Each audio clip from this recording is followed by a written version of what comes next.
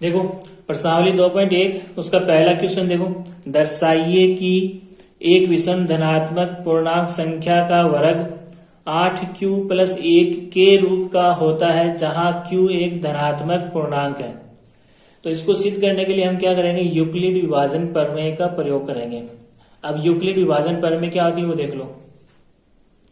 a बराबर bq+r, जहां पर r का मान क्या होता है b से छोटा, ठीक है, और साथ में ही r का मान क्या होता है 0 के बराबर या उससे बड़ा होता है।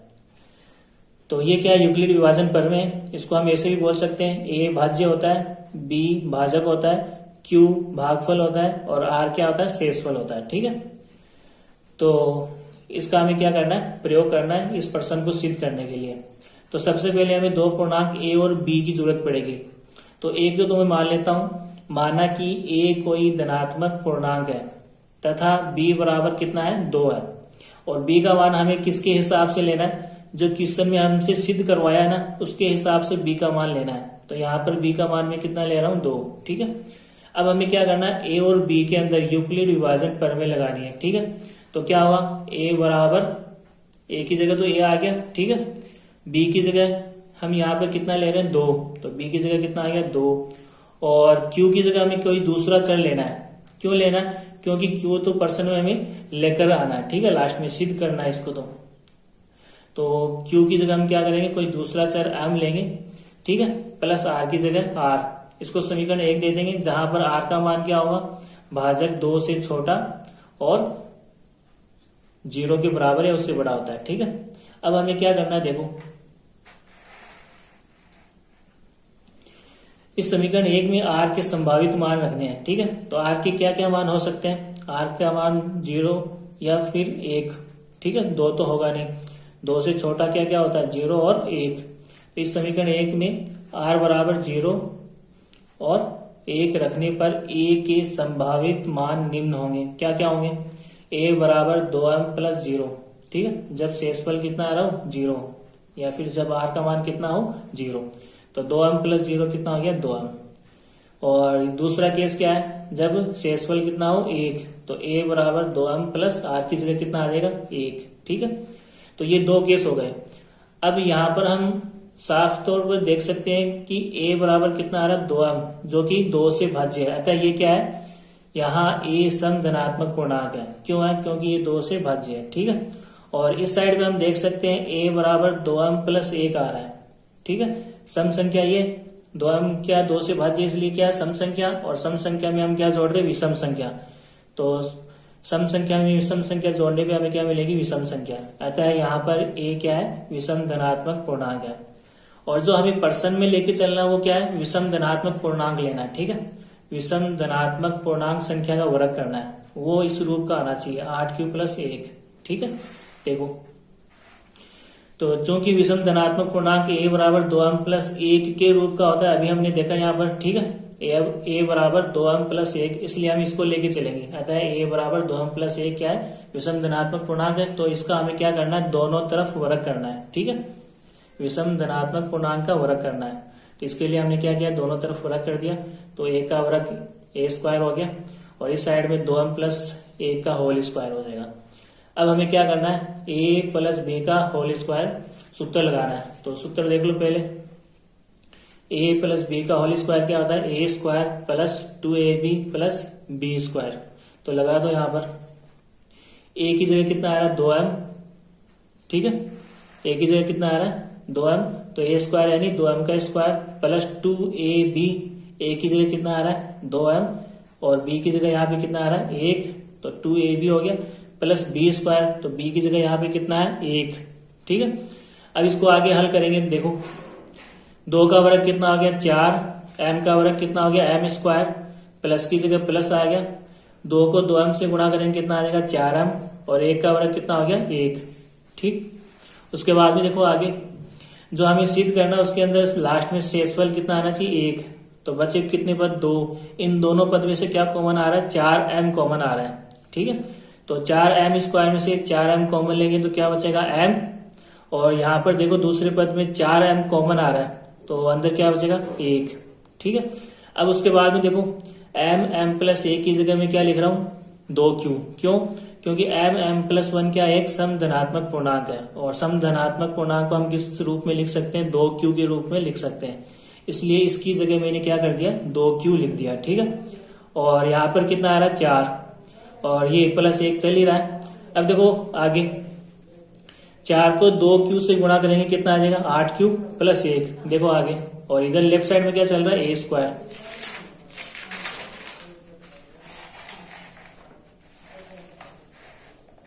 तो लेफ्ट साइड में a² चल रहा था, और यहाँ पे कितना आ गया, 8q + 1। और ये हमें सिद्ध करना था, ये क्या था यहाँ पर, विषम धनात्मक पूर्णांक। ठीक है, ये ऊपर इसका क्या हो गया, वर्ग। अतः हम क्या कह सकते हैं, अतः कोई विषम धनात्मक पूर्णांक का वर्ग किस रूप का होता है, 8q + 1 के रूप का होता है। ठीक है, ये हमें सिद्ध करना था। देखो प्रश्नावली 2.1 का दूसरा सवाल है, यूक्लिड विभाजन प्रमेय द्वारा दर्शाइए कि किसी भी धनात्मक पूर्णांक संख्या का घन 9q या 9q + 1 या 9q + 8 के रूप का होता है, जहां q एक पूर्णांक संख्या है। तो ये हमें सिद्ध करना है। ठीक है ना, कि किसी भी धनात्मक पूर्णांक संख्या का घन 9q या 9q + 1 या 9q + 8 के रूप का होता है, ये हमें सिद्ध करना है। तो इसको सिद्ध करने के लिए यूक्लिड विभाजन प्रमेय का प्रयोग करेंगे हम।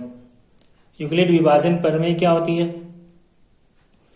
a = bq + r, जहां पर r का मान क्या होता है, b से छोटा और 0 के बराबर या उससे बड़ा, और q का मान क्या होता है, 0 के बराबर या उससे बड़ा होता है। ठीक है ना, तो इस क्वेश्चन को सोल्व करने से पहले हमें क्या करना पड़ेगा, सबसे पहले a और b को मानना पड़ेगा।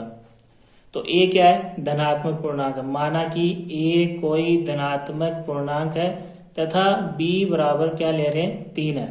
ठीक है, b का मान हमें किसके हिसाब से लेना है, क्वेश्चन के हिसाब से लेना है, जो हमें सिद्ध करवाया है, 9q + 1 9q + 8, इसके हिसाब से लेना है। तो यहाँ पर b का मान हमें कितना लेना है, 3। उसके बाद में देखो a और b में यूक्लिड विभाजन प्रमेय लगाने पर, तो a और b में यूक्लिड विभाजन प्रमेय लगाएंगे तो क्या हुआ, देखो a की जगह तो a आ गया, बराबर की जगह बराबर आ गया, b की जगह यहाँ पे कितना आएगा, 3। ठीक है, तो b की जगह आ गया 3, और q की जगह में दूसरा चर मान के चलूंगा m। क्यों, क्योंकि यहाँ पर q है वो जो सिद्ध करना उसके अंदर आ रहा है। ठीक है ना, तो इसलिए q की जगह कोई दूसरा चर m मान के चलूंगा मैं, और उसके बाद में प्लस की जगह प्लस और r की जगह r। ठीक है, इसको समीकरण 1 दे देंगे। उसके बाद में देखो r का मान क्या होता है, 3 से छोटा और 0 के बराबर या उससे बड़ा, और m का मान क्या होता है, 0 के बराबर या उससे बड़ा। ठीक है, अब यहाँ पर देखो r के मान क्या क्या हो सकते हैं, r का मान 0 हो सकता है। ठीक है ना, 0 के बराबर हो सकता है, r का मान 1 हो सकता है। क्यों, क्योंकि r 1 क्या है, 3 से छोटा है। r का मान क्या हो सकता है, 2 हो सकता है, क्योंकि 2 भी 3 से छोटा है। ठीक है, तो ये 3 मान हो सकते हैं r के। तो समीकरण 1 में r = 0 1 2 रखने पर धनात्मक पूर्णांक a के संभावित मान निम्न होंगे। ठीक है, ये a क्या चीज है, धनात्मक पूर्णांक है, क्योंकि यहाँ पे हमने इसको माना है a कोई धनात्मक पूर्णांक है। ठीक है ना, तो a के संभावित मान क्या क्या होंगे, देखो जब r = 0 हो तो a बराबर क्या हो जाएगा, 3m + 0, यानी a = 3m हो जाएगा। या फिर जब r बराबर कितना हो, 1, तब a = 3m + 1 हो जाएगा। ठीक है, और जब r का मान कितना हो, 2, तब a बराबर क्या हो जाएगा, 3m + 2, यानी कोई भी धनात्मक पूर्णांक या तो 3m या फिर 3m + 1 या फिर 3m + 2 के रूप का हो सकता है। ठीक है, जब हम भाजक क्या ले रहे हैं, b ले रहे हैं, b यानी b = 3 ले रहे हैं। ठीक है, अब हमें ये पहला केस लेके चलना है, जब a = 3m हो। ठीक है, अब हमें क्या करना है, ये कोई धनात्मक पूर्णांक है, और हमें क्वेश्चन में क्या कहा है, धनात्मक पूर्णांक का घन। ठीक है, तो हमें क्या करना है, दोनों तरफ घन करने पर, तो a का घन यानी a की घात 3, बराबर की जगह बराबर, 3m का घन यानी 3m की घात 3, तो 3 का घन यानी 3 की घात 3 कितना होता है, 3 × 3 × 3 कितना होता है, 27। तो 3 का घन 27 और m का घन यानी m की घात 3, ठीक है। उसके बाद में 27 को मैं 9 के गुणज के रूप में लिख सकता हूँ, 9 गुणा 3 और आगे m की घात 3। उसके बाद में अगले स्टेप में देखो 9 की जगह 9, 3m क्यूब को मैं क्या मान रहा हूँ क्यू, ठीक है। क्यू बराबर क्या है 3m क्यूब, कोई धनात्मक पूर्णांक है, ठीक है ना। और लेफ्ट साइड में क्या चल रहा है, a की घात 3, a की घात 3, a की घात 3। तो धनात्मक पूर्णांक का घन किस रूप का होता है 9q, जहां q कोई पूर्णांक है। उसके बाद में दूसरा केस देखो, जब a बराबर क्या हो 3m प्लस 1 हो, जब a बराबर 3m प्लस 1 हो, ठीक है, ये धनात्मक पूर्णांक हो गया। अब हमें इसका क्या करना है, घन करना है। तो दोनों तरफ घन करने पर, तो a का घन यानी a की घात 3 और 3m प्लस 1 का घन यानी 3m प्लस 1 की घात होल घात 3, ठीक है। उसके बाद में यहाँ पर हमें क्या करना है, सूत्र लगाना है a प्लस b की घात 3। देखो a प्लस b की घात 3 सूत्र क्या होता है, a प्लस b का होल क्यूब बराबर a cube plus 3a square b plus 3ab square plus b cube, ठीक है। तो यहाँ पर देखो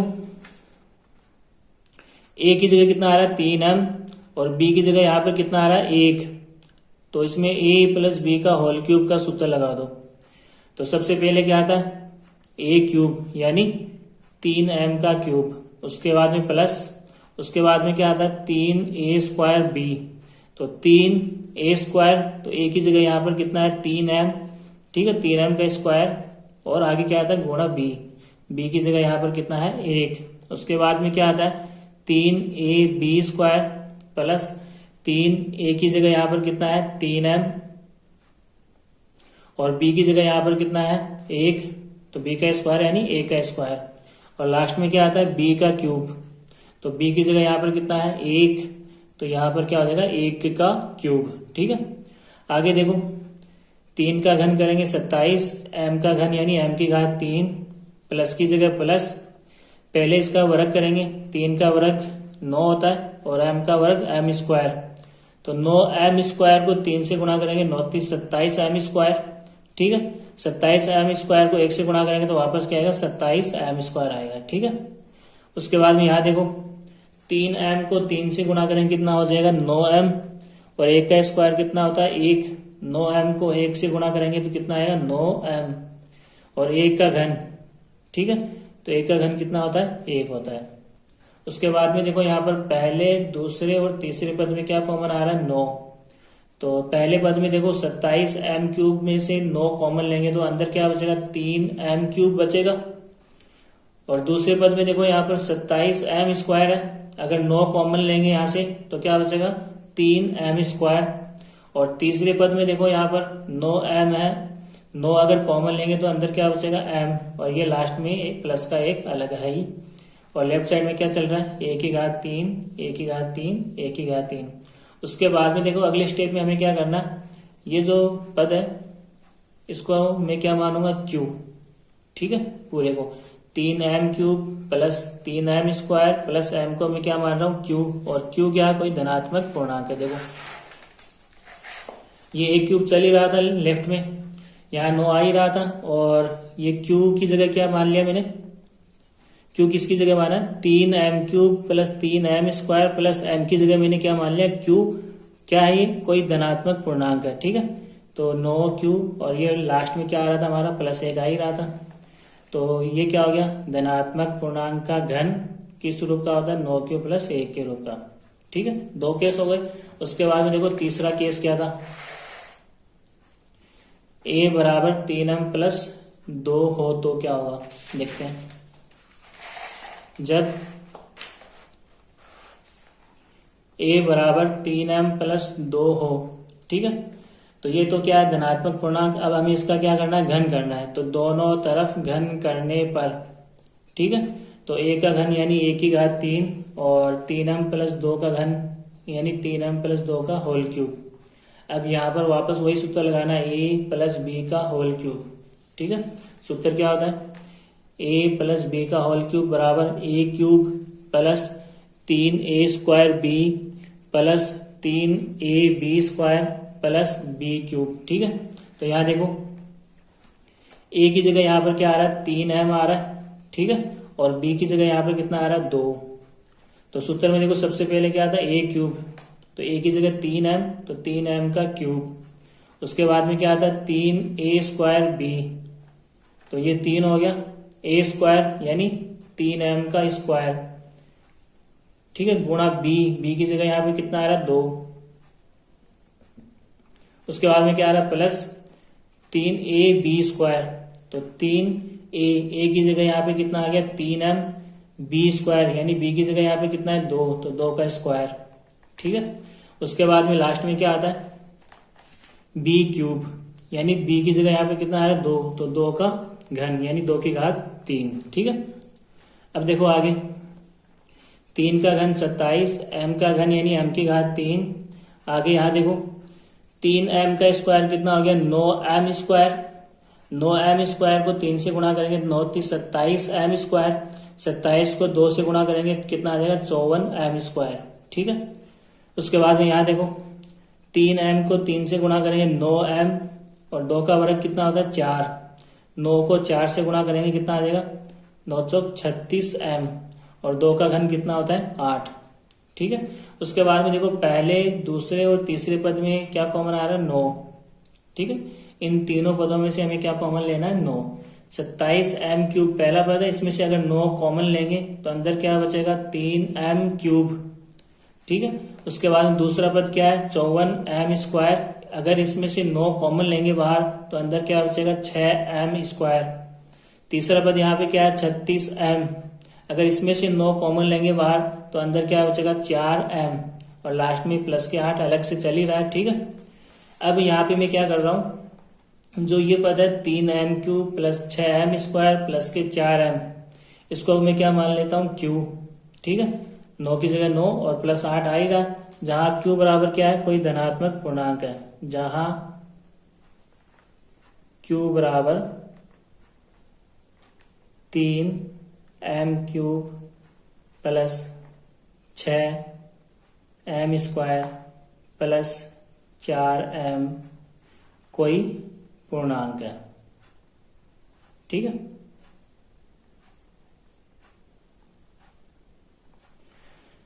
तो लेफ्ट में क्या चल रहा था a की घात 3, a की घात 3, a की घात 3 और a की घात 3 ठीक है। अब यहां से हम देख सकते हैं स्थिति 1, 2 और 3 से स्पष्ट है कि किसी भी धनात्मक पूर्णांक का घन या तो 9q या फिर 9q प्लस 1 या फिर 9q प्लस 8 के रूप का होता है। देख सकते हो स्थिति 1 में धनात्मक पूर्णांक का घन कितना आ रहा था, देखो स्थिति 1 में धनात्मक पूर्णांक का घन कितना आ रहा था 9q ठीक है।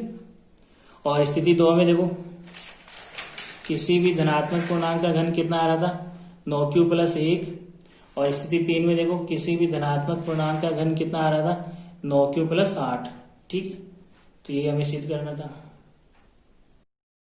देखो 2.1 का तीसरा सवाल है, दर्शाइए कि किसी भी धनात्मक विषम पूर्णांक संख्या को 6q प्लस 1 या 6q प्लस 3 या 6q प्लस 5 के रूप में व्यक्त किया जा सकता है जहां q एक धनात्मक पूर्णांक है ठीक है। तो इसको सिद्ध करने के लिए देखो क्या करेंगे, यूक्लिड विभाजन प्रमेय का प्रयोग करेंगे। वो क्या होती है a बराबर bq प्लस r, जहां पर r का मान b से छोटा और 0 के बराबर या उससे बड़ा होता है, और q का मान क्या होता है 0 के बराबर या उससे बड़ा ठीक है। तो इसको सिद्ध करने के लिए सबसे पहले हमें मान के चलना पड़ेगा कि a और b क्या है। तो माना कि a कोई धनात्मक पूर्णांक है और b बराबर कितना है 6, और b का मान हमें किसके हिसाब से लेना है, जो हमसे सिद्ध करवाया उसके हिसाब से लेना है ठीक है। तो b का मान यहाँ पे कितना लेना है 6। अब हमें क्या करना है a और b में यूक्लिड विभाजन प्रमेय लगाने पर ठीक है।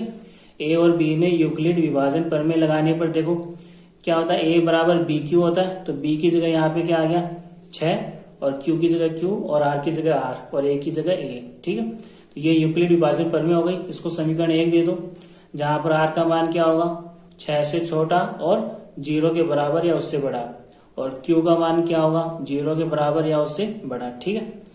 अब यहाँ पर देखो आर का मान क्या क्या हो सकता है, 6 से छोटा होना चाहिए, तो 6 से छोटा 0 हो सकता है, 1, 2, 3, 4 और 5 हो सकता है। तो इस समीकरण 1 में r बराबर 0, 1, 2, 3, 4, 5 रखने पर धनात्मक पूर्णांक a के संभावित मान या संभावित रूप निम्न हो सकते हैं। ठीक है, तो जब देखो r का मान 0 होगा तो a बराबर क्या होगा, 6q प्लस 0 यानी 6q हो जाएगा। और जब r का मान 1 हो तब a बराबर क्या होगा, 6q प्लस 1। जब r का मान 2 हो तब a बराबर क्या हो जाएगा, 6q प्लस 2। जब r का मान 3 हो तब a बराबर क्या हो जाएगा, 6q प्लस 3। जब r का मान 4 हो तब a बराबर क्या हो जाएगा, 6q प्लस 4। जब r का मान 5 हो तब a बराबर क्या हो जाएगा, 6q प्लस 5। ठीक है, और यहाँ पर हम साफ तौर पे देख सकते हैं कि a बराबर 6q और a बराबर 6q प्लस 2 और a बराबर 6q प्लस 4 क्या एक सम धनात्मक पूर्णांक है। ठीक है, तो यहाँ पर हमें इसकी तो बात करनी नहीं है इन तीनों की, सिर्फ कौन से लेने, देखो प्रश्न में देखो हमें सिर्फ तीन कौन कौन से केस लेने, 6q प्लस 1 वाला लेना है और 6q प्लस 3 और 6q प्लस 5, और इनको सिद्ध करना है कि ये कैसे हैं, विषम धनात्मक पूर्णांक है। ठीक है, तो पहला केस देखो, a बराबर 6q प्लस 1 लेने पर, तो 6q को मैं क्या लिख सकता हूँ, 2 गुणा 3q और प्लस 1 चल ही रहा है। ठीक है, और लेफ्ट साइड में क्या चल रहा है, a। अब देखो आगे अगले स्टेप में a की जगह a आ गया, बराबर की जगह बराबर आ गया, 2 की जगह 2, 3q को मैं क्या मान लेता हूँ, m। ठीक है, प्लस की जगह प्लस और a की जगह 1। ठीक है, अब देखो m बराबर क्या है, 3q, कोई पूर्णांक हो सकता है। ठीक है, 3q की जगह मैंने यहाँ पे क्या लिखा, m, ये भी कोई पूर्णांक है।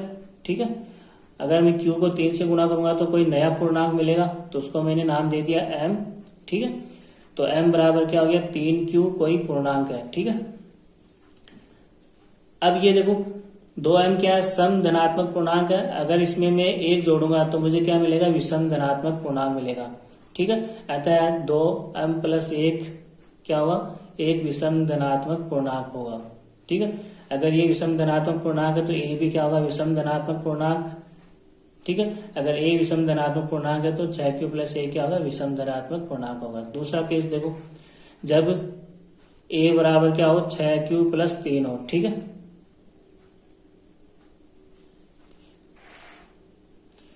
a बराबर 6q प्लस 3 हो, तो 6q को मैं यहाँ पर भी क्या लिख सकता हूँ, 2 गुणा 3q लिख सकता हूँ, और प्लस 3 चल ही रहा है और लेफ्ट में a चल रहा है। ठीक है, अगले स्टेप में देखो, a की जगह a, बराबर की जगह बराबर, 2 की जगह 2, 3q को मैं क्या मान लेता हूँ, m।